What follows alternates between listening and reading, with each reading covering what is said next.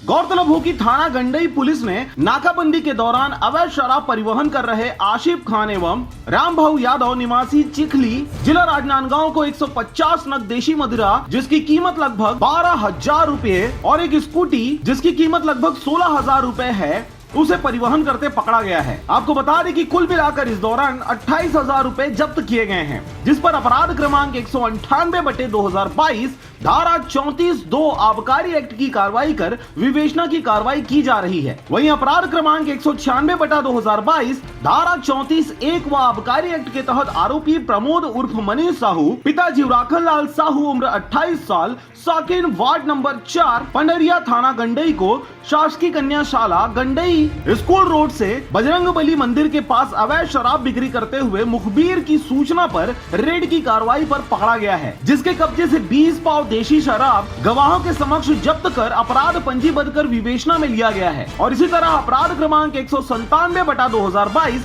धारा 34(1) व आबकारी एक्ट के तहत आरोपी कन्हैया महिलांगे पिता हेम प्रकाश महिलांगे उम्र 20 साल साकिन भैंसबोर पोस्ट रक्त से थाना सहसपुर लोहारा जिला कबीरधाम को देवपुरा चौक फारेस्ट बास डिपो के पास अवैध शराब बिक्री करते हुए मुखबिर की सूचना पर रेड की कार्रवाई पर पकड़ा गया है, जिसके कब्जे से 25 पौआ देशी शराब मौके पर गवाहों के समक्ष जब्त कर अपराध पंजीबद्ध कर विवेचना में लिया गया है। इस कार्रवाई में उप निरीक्षक राम नरेश यादव, संयुक्त उप निरीक्षक देव कुमार रावटे, आरक्षक लवकेश्वर पटेल, दीपक साहू, लोमेश जांगड़े एवं आशीष जोगी का मुख्य भूमिका रहा।